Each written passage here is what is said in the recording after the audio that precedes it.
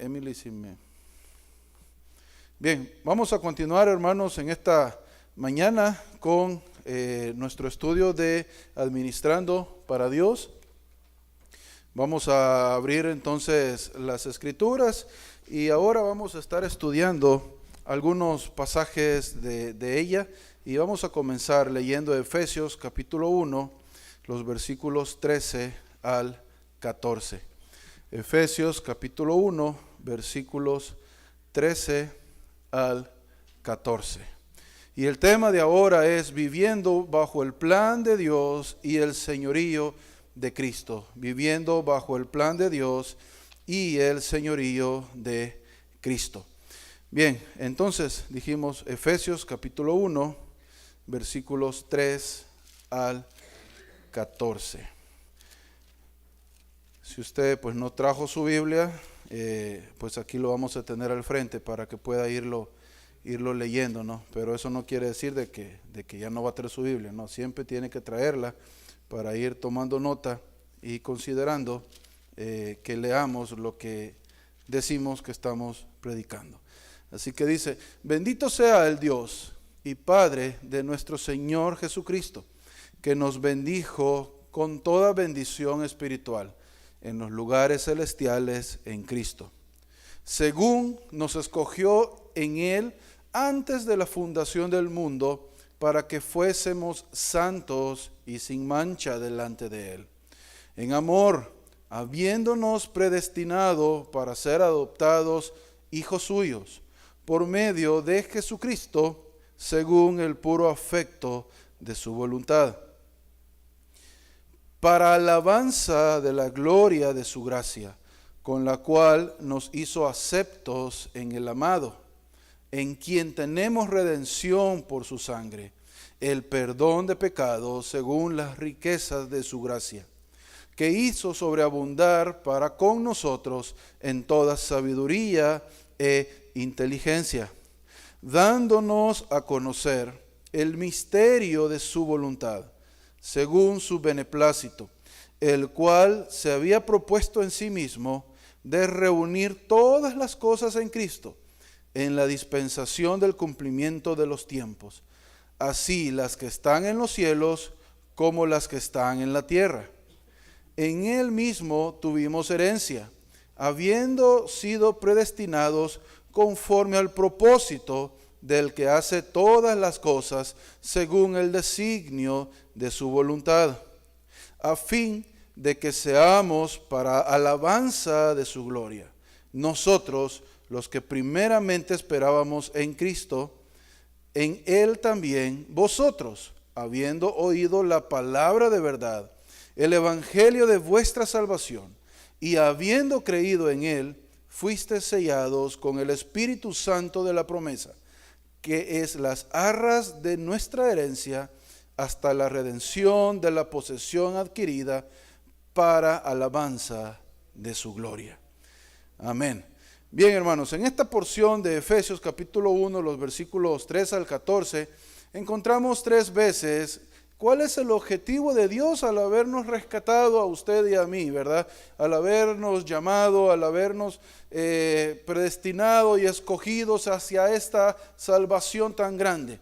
Y en el versículo 6 lo encontramos la primera vez, que dice: para alabanza de la gloria de su gracia. Luego nuevamente lo encontramos en el versículo 12, para alabanza de su gloria. Y de igual manera al final del versículo 14, para alabanza de su gloria. Así que si usted un día se preguntó ¿para qué Dios le llamó? ¿Para qué Dios le escogió?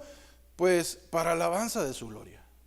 Para que Él se glorifique, para que Él sea magnificado, para que Él sea exaltado en nosotros, en nuestras vidas y en todo lo que acontece y hacemos en nuestras vidas.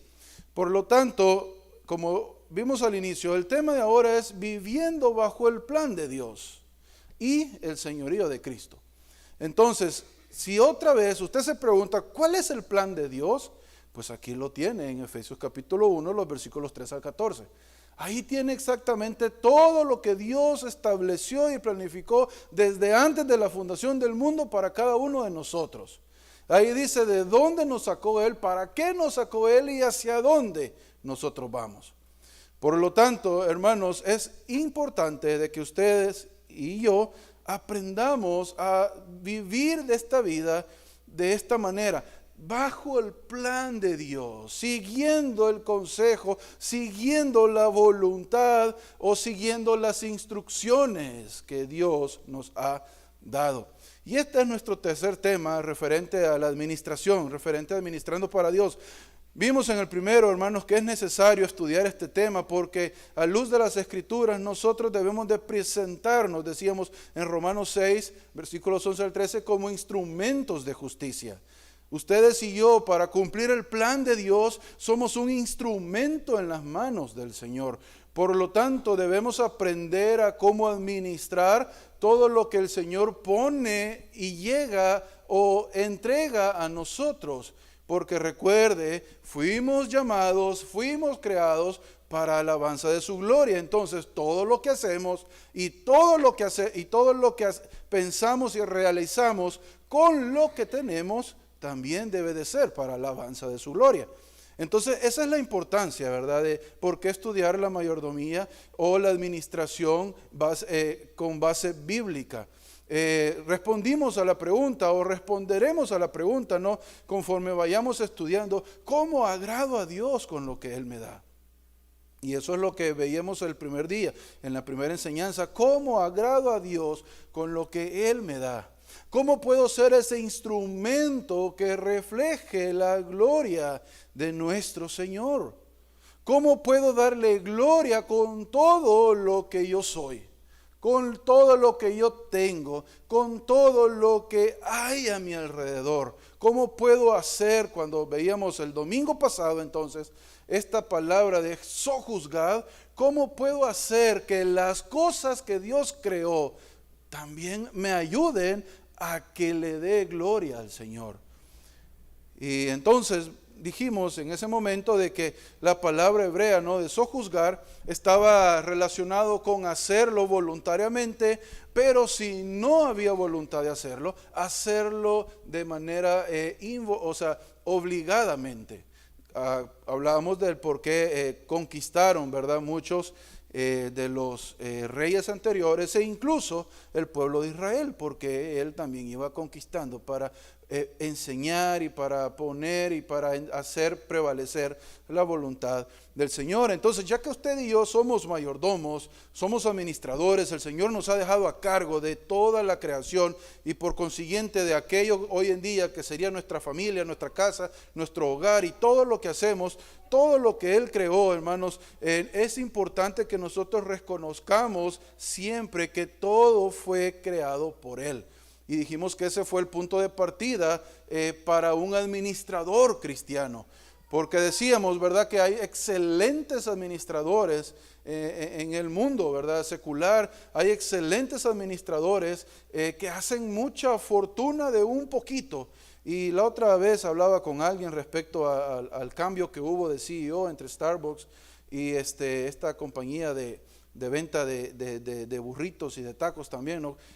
Chipotle, cómo ellos cambiaron del CEO de Chipotle, pasó para Starbucks. ¿Cuál es el objetivo? De que este buen administrador que hizo crecer esta marca, entonces venga, no nos están dando nada por promoción, ¿no?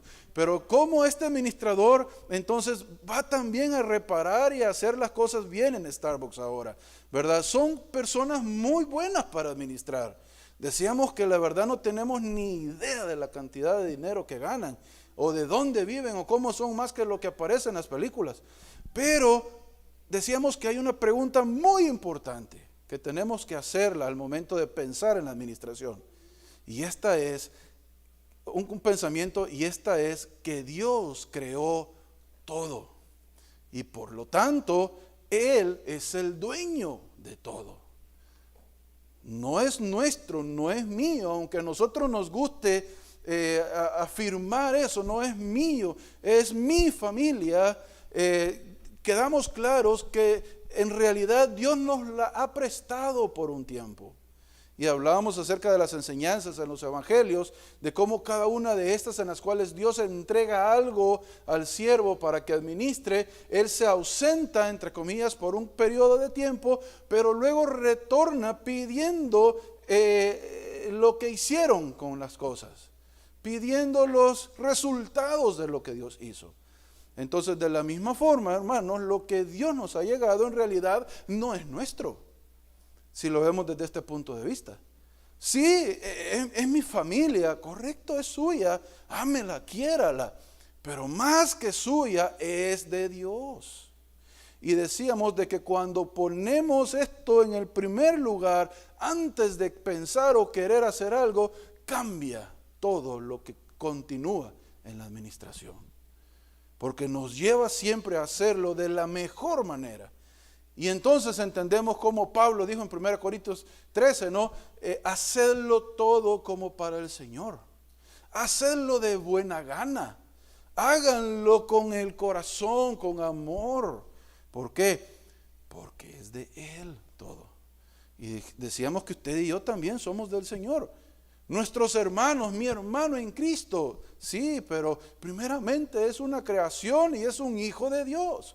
Por lo tanto, yo debo de apreciar y estimar y cuidar, conservar y ayudar a aquel que está a mi lado también, de la forma que el Señor ponga en nuestras manos.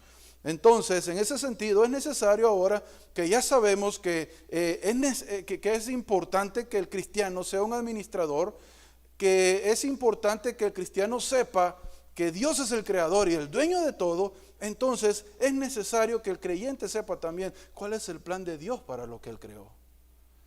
¿Y quién es el que está a cargo del correr o decimos de manejar el plan de Dios? ¿Verdad? El plan es de Dios.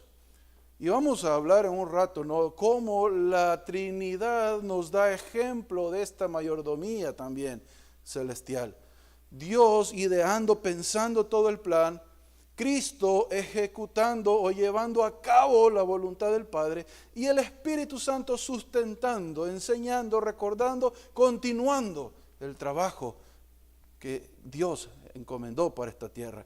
De la misma forma, hermanos, nosotros es necesario de que aprendamos a identificar cuál es el plan de este negocio, cuál es el plan de esta empresa, de esta casa en la cual el Señor me ha puesto.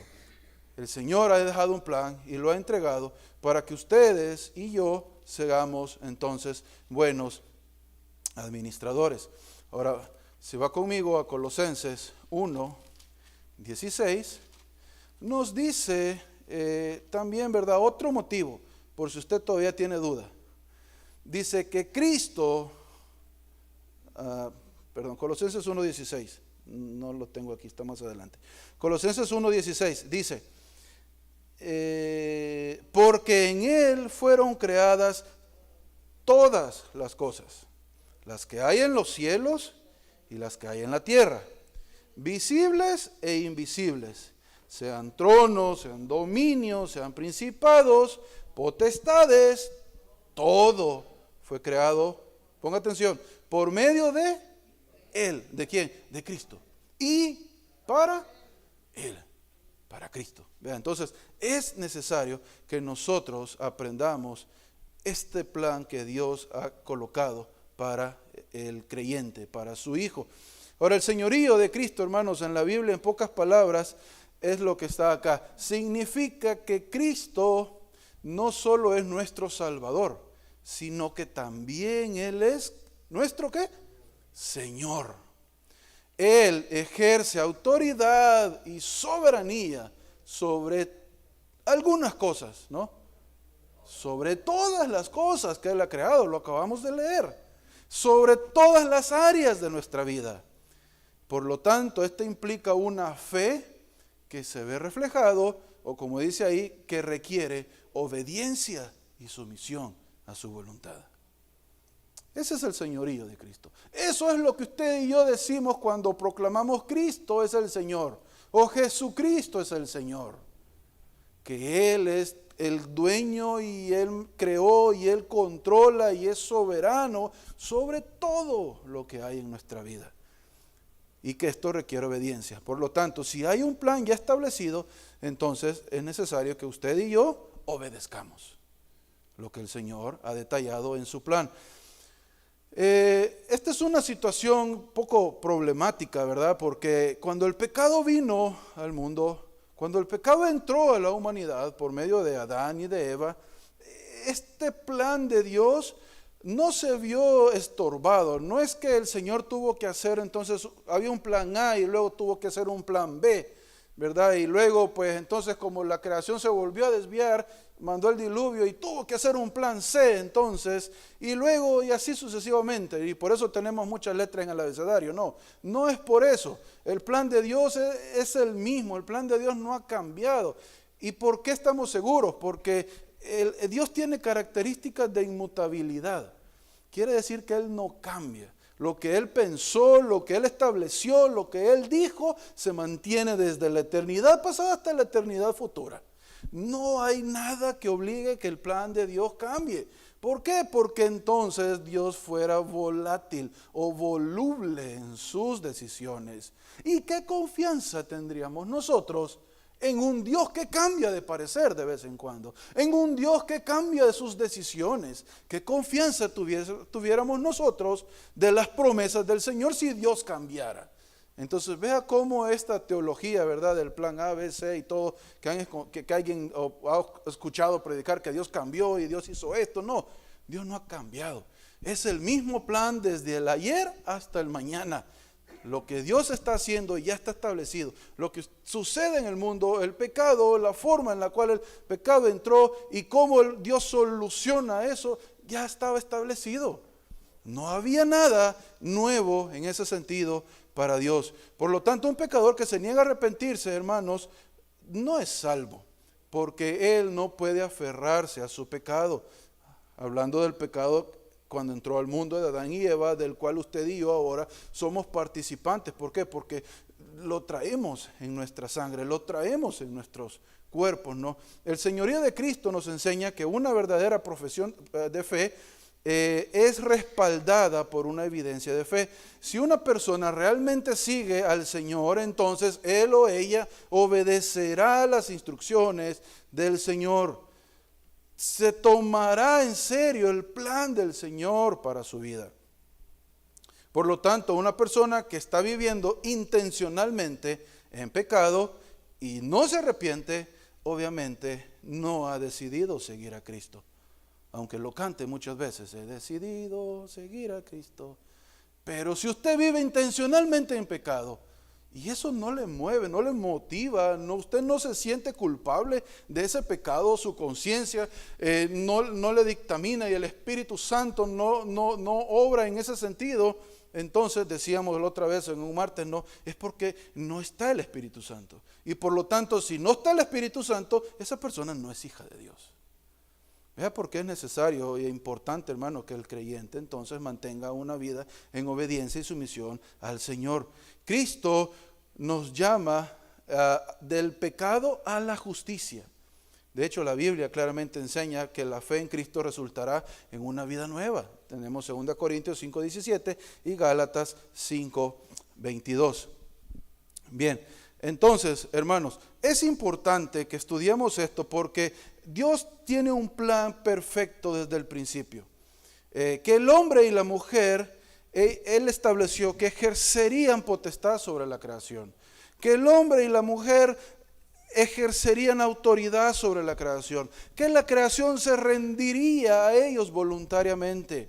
Que el hombre y la mujer cuidarían del huerto. Que el fruto o el huerto, lo que el Señor plantó, iba a reproducirse voluntariamente y de acuerdo a los deseos y órdenes del Señor. Que la mujer tendría hijos y sería un parto sin dolor probablemente, un parto diferente, una forma diferente, ¿no? Ellos serían una familia, servirían a Dios perfectamente y todos vivirían felices para siempre, como terminan los cuentos, ¿no? Ese es el plan de Dios. El plan de Dios, les dije, no ha cambiado.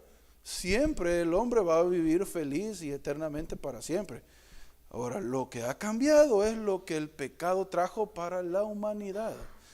humanamente hablando lo vemos, oh, entonces el plan de Dios cambió. Pero esa es una percepción de nuestra mente, de nuestra humanidad. ¿Por qué? Porque nosotros no alcanzamos a identificar o a concebir esta inmutabilidad en el plan de Dios.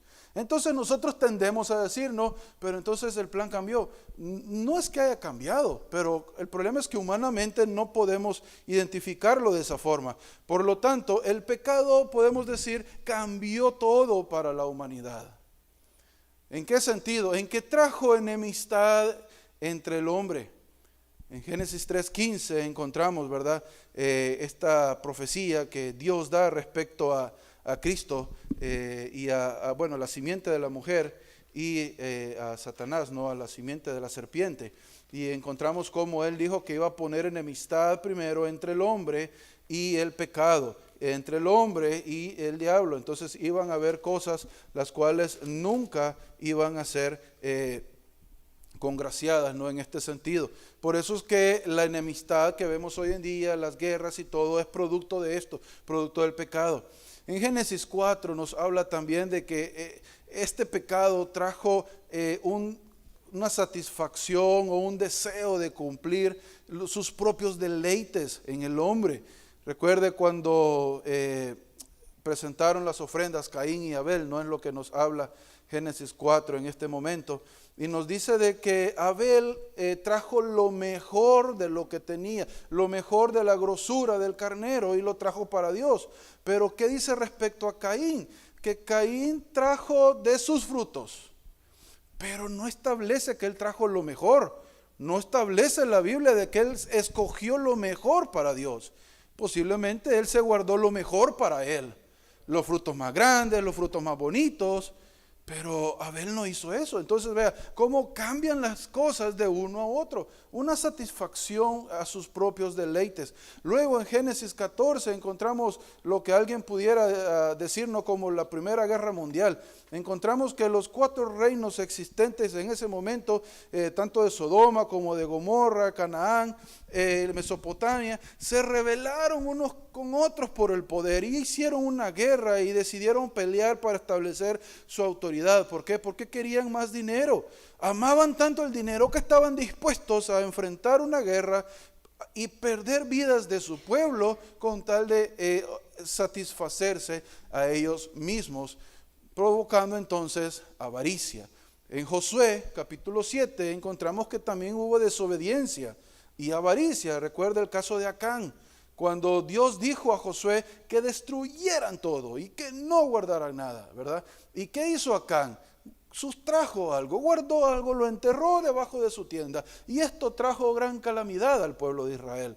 Entonces desobediencia, avaricia, todo producto del pecado en la humanidad. En 1 Reyes 21 encontramos ambición, que es el caso, recuerde, este es uno de tantos ejemplos, el caso de Nabot y Acab como rey. Recuerde que Nabot, dice la palabra del Señor, que tenía una viña muy hermosa justo a la orilla de la casa de recreo del rey. Y el rey cuando la vio le gustó y la quiso para él. Pero cuando fue y quiso negociar con Nabot, Nabot le dijo, no te la puedo vender ni te la puedo dar porque es una herencia. Y la Biblia, la ley establece de que la herencia debe de preservarse por siempre, le dice. Entonces, recuerde, Acab regresa y su esposa, Jezabel, le dice, ¿sabes qué? No te preocupes, yo te la consigo, le dice.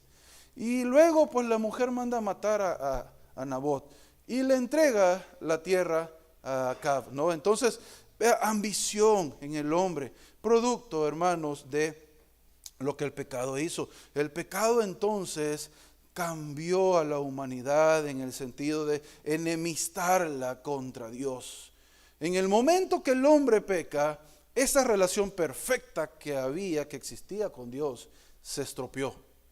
Por eso es que usted y yo hoy en día necesitamos un Salvador, porque de nacimiento nosotros venimos enemistados con Cristo. Esa es la enemistad que puso entre la simiente de la mujer y la simiente de la serpiente, entre Cristo y el hombre. Entre Cristo y el pecado. Dios no puede ver el pecado. Dios no puede soportar ni resistir el pecado. Entonces, el pecado trastornó todo y el pecado, hermanos, es algo que hoy en día continúa haciendo efectos en el hombre y en la mujer. El pecado continúa ejerciendo esa potestad sobre la creación, porque la creación ya no funciona de la forma en que Dios la diseñó. No porque se le salió de las manos a Dios, no, ya le dije, esto ya estaba establecido que así sería. La creación ahora, por eso dice, vas a tener que someterla, porque no va a querer hacer las cosas para lo que fue creado. Mas sin embargo, hermanos, el Señor proveyó una salida. Pero el pecado hace que usted y yo, entonces, ya no seamos los perfectos guardianes de la creación de Dios.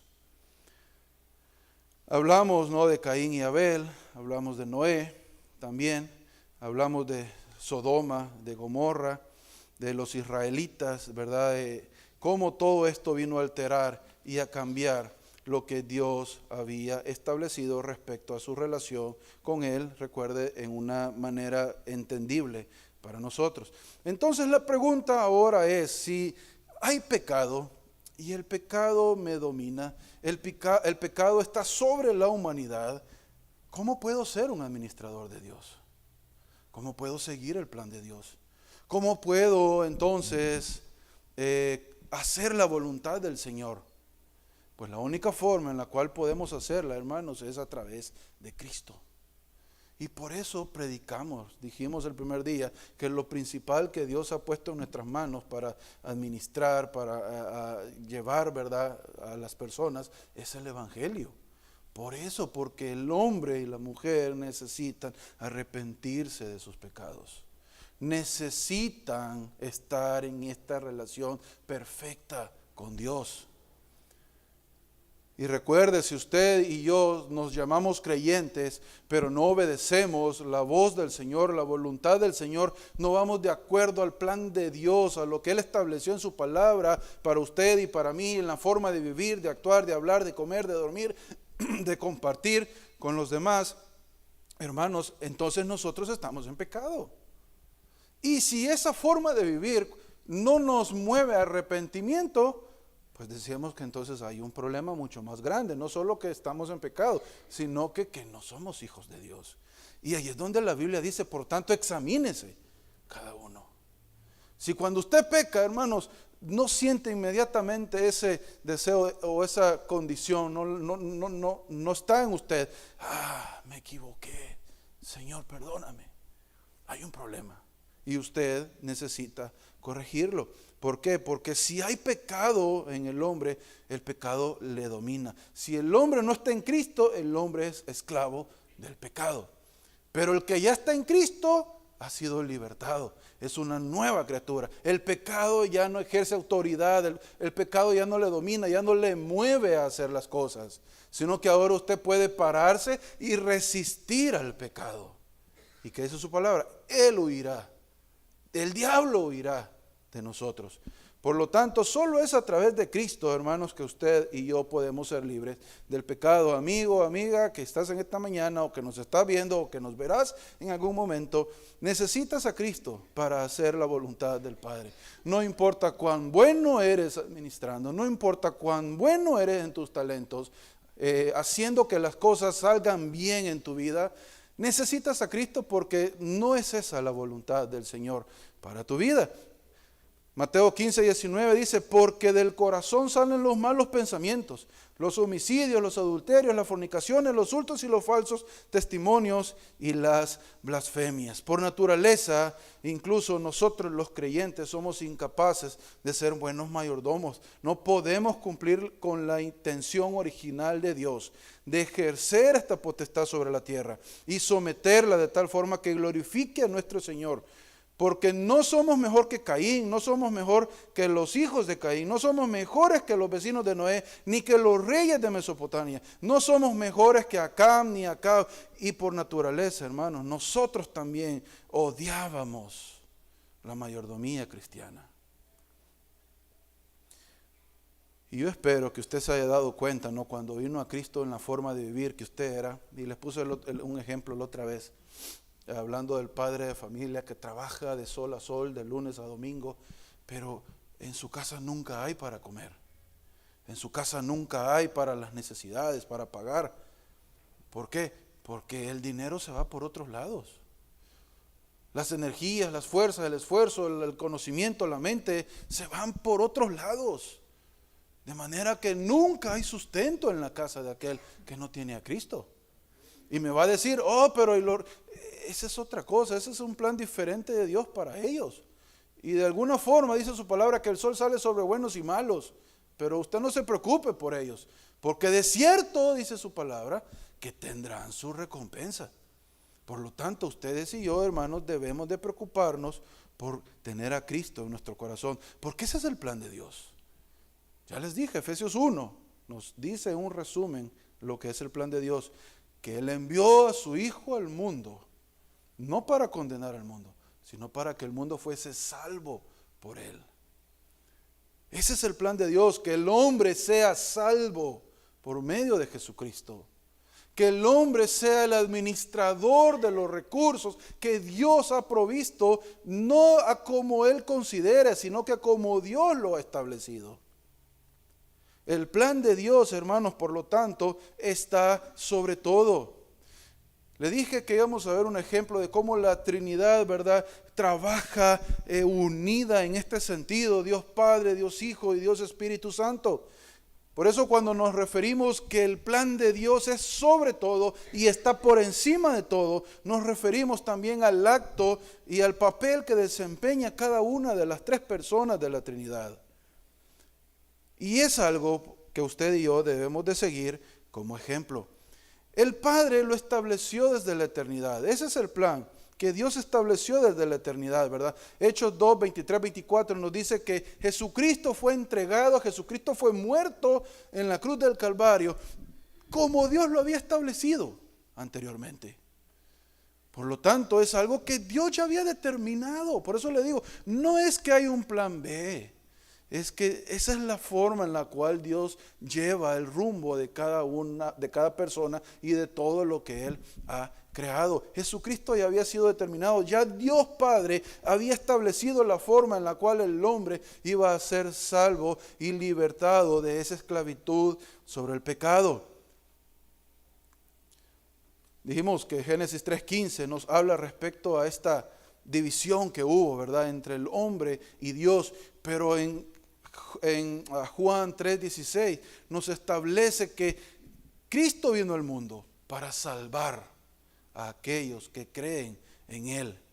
Y el 17, que Cristo vino al mundo para salvar el mundo, no para condenarlo. Lo mismo nos dice en Marcos 10:45, que Cristo no vino a ser servido, sino que Él vino a servir y a dar su vida en rescate por muchos.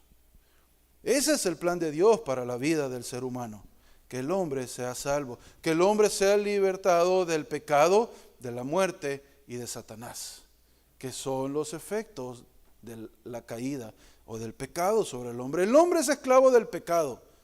El hombre, por lo tanto, es esclavo del resultado del pecado, que es la muerte. Y por lo tanto el hombre es esclavo del autor, del que pensó, del que hizo el pecado, que es Satanás. Ahora, ¿cómo nos libra Cristo? ¿Cómo nos hace libres de esta esclavitud? Primero, al dar su vida en propiciación por nosotros, como dice 1 Juan 2:2, dice que la propiciación por nuestros pecados, y no solamente los nuestros, sino los de todo el mundo. Cristo murió por nuestros pecados y eso nos libra del pecado. Eso hace que usted y yo tengamos esa libertad de poder decidir si lo hago o no lo hago. Usted antes lo hacía y no pensaba, ¿será bueno o no será bueno este negocio? ¿Lo hago o no lo hago? No pensaba de esa forma. Usted genera ganancia, no, démosle, hagámoslo. ¿Por qué? Porque no importa cómo llegues al final, pero lo importante es llegar. Eso es lo que veíamos la otra vez, ¿no? Cuando decíamos del gran Maquiavelo, la frase de él, ¿no? Pero ahora que estamos en Cristo, sabemos que sí importan los medios. Que no solamente es llegar, sino que hacer todo correcto. ¿Por qué? Porque para eso Dios nos llamó, para alabanza de su gloria. Entonces no es solo que usted haga las cosas, sino que usted las haga correctamente. Pero ¿cómo va a hacer? ¿Cómo va a tomar esa decisión si usted es esclavo de aquello que lo hace hacer lo malo? No hay forma. Pero entonces vino Cristo para libertarnos del pecado y darnos esa capacidad o esa opción de decidir si lo hacemos o no lo hacemos. Ahora, si usted lo hace deliberadamente y eso no le mueve a arrepentimiento, dijimos que entonces no tiene el Espíritu Santo y por lo tanto no es de Dios.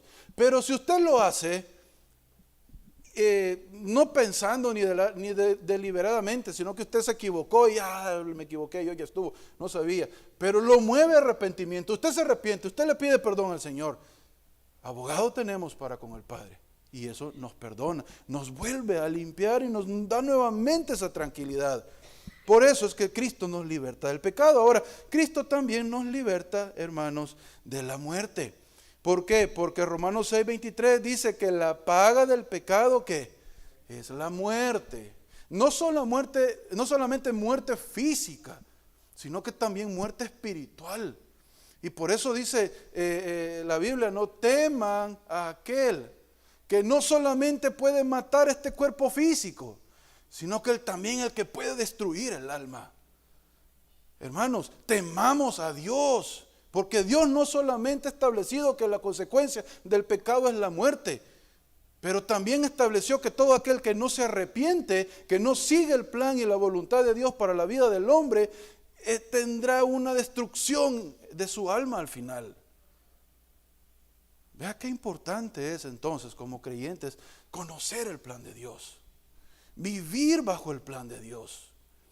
Por último, el Señor Cristo Jesús también nos liberó de Satanás. En Hebreos 2:14 dice que Cristo murió para destruir por medio de su muerte al que tenía el imperio de la muerte, al dueño del pecado, al que estableció, al que hizo que el hombre muriera espiritual y físicamente. Cristo murió para destruir al que tenía el imperio de la muerte. Esto es al diablo. Con su resurrección tenemos la victoria. Por eso es que predicamos y alabamos y damos gracias a Dios, porque en su resurrección el Señor venció la muerte. Él vino a ser el primero, dice su palabra, es la primicia de esto, el primero que resucitó. ¿Y qué quiere decir que hace el primero? Que va a haber un segundo, un tercero, un cuarto, un quinto.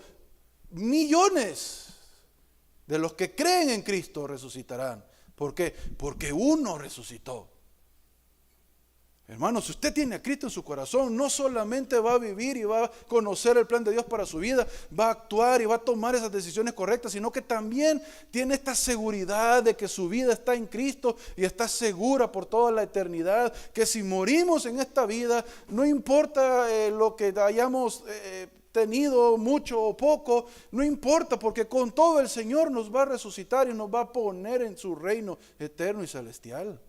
Pero lo que importa mientras estamos vivos es que hagamos su voluntad, que conozcamos el plan de Dios. Y eso es lo que hizo Jesucristo. El Padre estableció que Cristo muriera.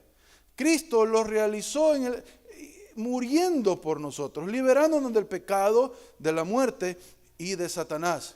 Y el Espíritu Santo, dice en San Juan 16, 4 al 15, que Él continúa esta obra. Cuando venga el Consolador, ¿qué? Convencerá al mundo de pecado, justicia y de juicio. Les enseñará, les recordará todo lo que yo les he dicho. Primeramente a los apóstoles, para que ellos pudiesen escribir este testimonio que tenemos ahora, conocido como la palabra del Señor, como la Biblia.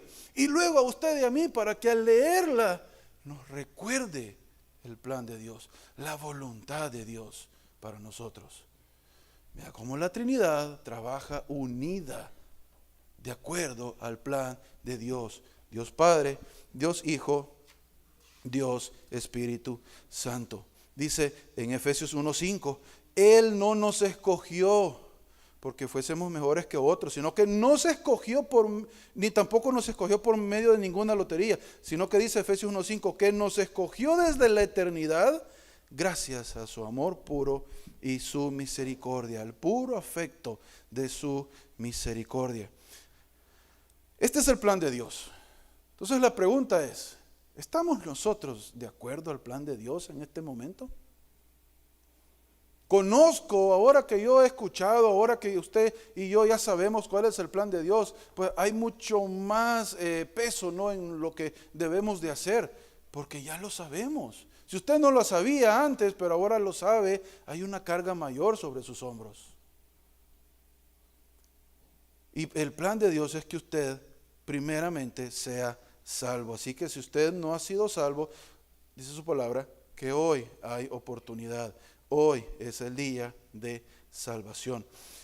Luego, hermanos, el señorío de Cristo. Reconocer a Cristo como nuestro Señor. Y aquí está Colosenses 1:16. ¿Por qué yo debo de reconocer que Cristo es mi Señor? Recuerde, Dios hizo el plan del negocio.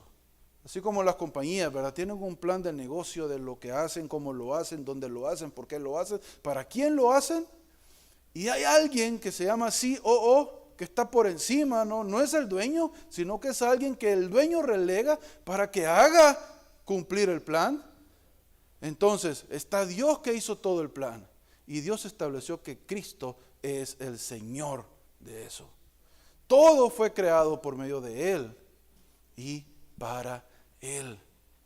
Hermanos, Filipenses capítulo 2, versículo 9 al 11 dice, por lo cual Dios también le exaltó hasta lo sumo. ¿Por qué dice Dios también? Porque Dios también le humilló. La palabra dice que Él se humilló a sí mismo, pero ese fue el plan de Dios.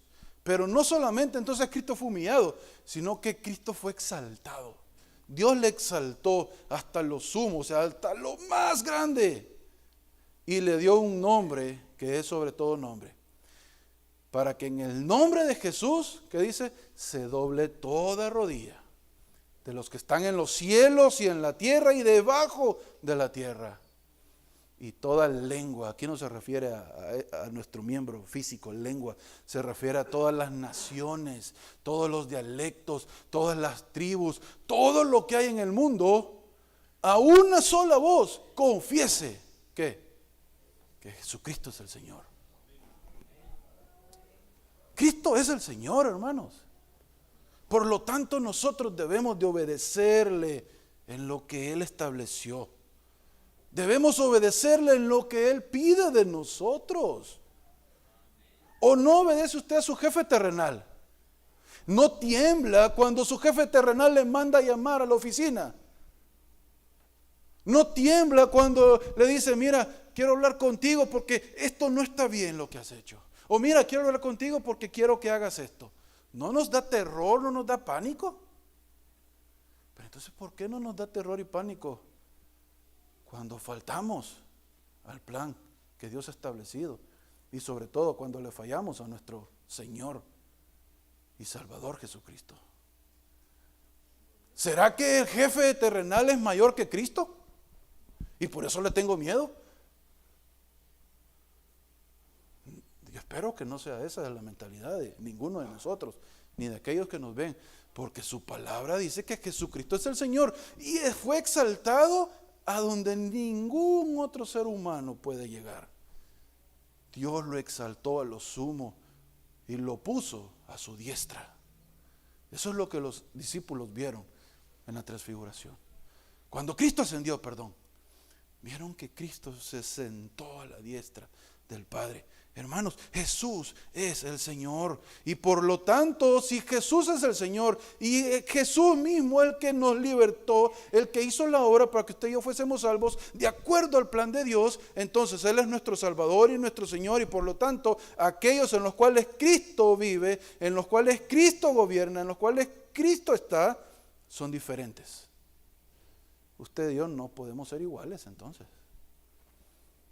Tito 2:14 dice que Él se dio a sí mismo para redimirnos y purificar para sí un pueblo propio, celoso de buenas obras. Celoso. ¿Usted es celoso de hacer las cosas bien?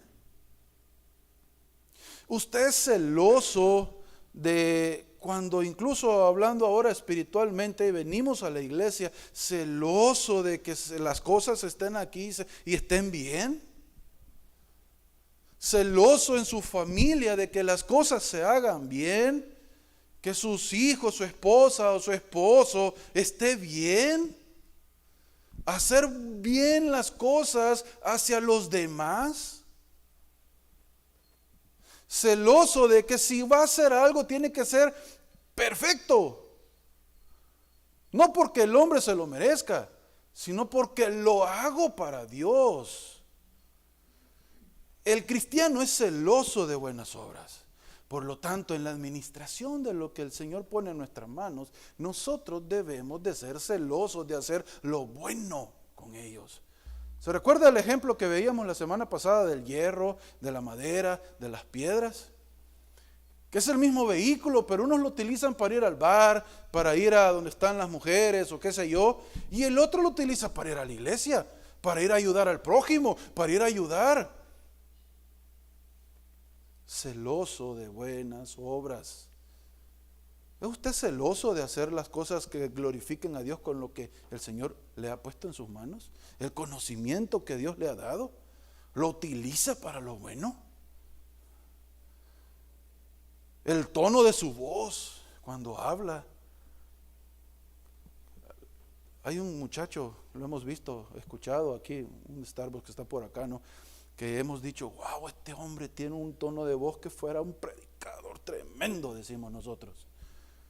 Ahora, yo no sé si él es creyente,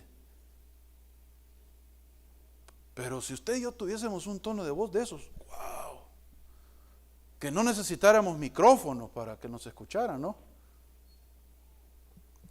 El creyente es diferente, ¿por qué? Porque fuimos comprados por Cristo, de ahí están las citas. Fuimos comprados por Cristo, por lo tanto, nosotros debemos de glorificar a Dios, dice, en nuestro cuerpo y en vuestro espíritu. ¿Por qué? Porque ambos le pertenecen a Dios. Nosotros somos diferentes porque hemos sido hechos o somos hechura suya. Efesios 2:10, pues somos hechura suya, creados en Cristo Jesús para buenas obras, las cuales preparó de antemano para que anduviésemos en ellas. El creyente es diferente porque ha sido regenerado, es una nueva criatura. 2 Corintios 5:17, Pablo establece que aquel que está en Cristo, nueva criatura es. Las viejas pasaron. Amén, ¿no? Los viejos pasaron. No se refiere a eso, pero amén, ¿no? Hermano, lo que usted era ya no lo es. Ahora usted es una nueva criatura en Cristo. Usted es un ser nuevo, nuevamente, nuevo conocimiento, nueva tarea. Ya no de hacer lo malo, sino que de hacer lo bueno. El creyente es diferente. Y dice que es renovado, Colosenses 3:10, este hombre nuevo, este nuevo ser es renovado cada día, conforme a la imagen y al conocimiento de nuestro Señor Jesucristo, porque fuimos creados según Dios en la justicia y en la santidad de la verdad, Efesios 4:24. También el creyente es diferente porque Cristo vive en él. Dice Pedro en Gálatas 2:20, ya no vivo yo, mas Cristo vive en mí. Mire qué bonito esto. Cuando usted llega a la casa de alguien, ¿no? Usted sabe que ahí vive Pedro, ¿no? ¿A quién espera ver cuando abre la puerta? A Pedro. Pero si usted toca y cuando abren la puerta no es Pedro, sino que es alguien más, ¿qué sucede? Me equivoqué de casa, ¿no? Y algo parecido sucede con el creyente. Cuando llegan a buscarnos, no llegan a buscarle a usted, no llegan a buscar sus atributos, no llegan a buscar su mente, no llegan a buscar sus fuerzas, llegan a buscar a Cristo. Porque Cristo vive en usted. Usted es la imagen de Cristo. Y eso cambia nuestra forma de actuar, de recibir a la gente, de pensar, de ayudar a la gente. Que ellos esperan ver a Cristo. ¿Por qué? Porque Cristo vive en mí. Juan 15:5 dice que también el creyente es diferente, porque no solamente Cristo vive en él, sino que hay una estrecha relación con Cristo. Yo soy la vid y vosotros los pámpanos, el que permanece en mí y yo en él, este lleva mucho fruto. Hay una estrecha relación. Estamos conectados íntimamente con nuestro Salvador, que es nuestro Señor. Vea, porque Cristo es nuestro Señor, el creyente es diferente.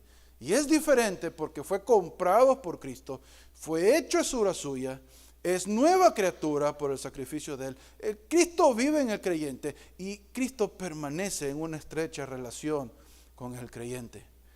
Por lo tanto, hermanos, Dios no nos impone esta forma de pensar a la fuerza, a usted y a mí, sino que esto es natural. Cuando Cristo está en nosotros, el vivir de acuerdo al plan de Dios, el reconocer el señorío de Cristo, no es algo impuesto, no es algo que es a la fuerza, es algo natural, es algo que ya viene en la nueva criatura, en el hombre regenerado. Así como cuando usted compra el molino de café, ¿no? Usted no se asombra porque el molino muele el café. Oh, wow, el molino molió el café, mira, mujer. No, pues si eso es, para eso fue hecho, para eso lo compró usted. Por lo tanto, hermanos, para eso hemos sido hechos nosotros. Para eso Dios nos formó, para eso Cristo nos compró, para hacer hechura suya, pueblo celoso de buenas obras, pueblo que hace la voluntad del Padre, que cumple el plan de Dios y que tiene a Cristo como su Señor. Y esto es la base. Estos primeros 3 temas es la teoría de la mayordomía. Próximo domingo vamos ya a comenzar a hablar de la práctica. Próximo domingo vamos a hablar ya de cómo, ¿verdad?, este conocimiento que ahora hemos adquirido de la importancia de que Dios es el creador y dueño, de que Cristo es nuestro Señor y Él nos compró y vivimos de acuerdo al plan de Dios. ¿Cómo aplicamos eso en nuestro día a día? Porque de lo contrario lo podemos saber, pero lo que pasa nomás que lo sabemos y nos engordamos. Y hasta ahí llegamos. Así que, hermanos, si usted, amigo, todavía no ha puesto su fe en Cristo, si Cristo no es nuestro Señor, hoy es tiempo y hoy hay oportunidad de ello. Venga a Cristo, dele a Cristo, entrégale a Cristo su vida. El Espíritu Santo está haciendo esa obra en el ser humano, convencerle del pecado, de justicia y de juicio. Ahora usted entregue su vida a Cristo, permita que Cristo le haga una nueva criatura. Juan 6:37 dice que todo lo que el Padre me da vendrá a mí, y el que a mí viene no le echo fuera. Venga a Cristo, porque como creyente entonces usted debe de conocer que debe de vivir caminando y agradando al Señor Jesús en todo. Interesante la frase de Nicodemo a Jesucristo en Juan 3:2. Sabemos que provienes de Dios. Así como también en Hechos 11:26 se les llamó cristianos a los discípulos por primera vez. ¿Por qué es interesante? Porque había la imagen de Dios en Cristo y la imagen de Jesucristo en los discípulos. Hacían la voluntad del Padre y Cristo era su Señor.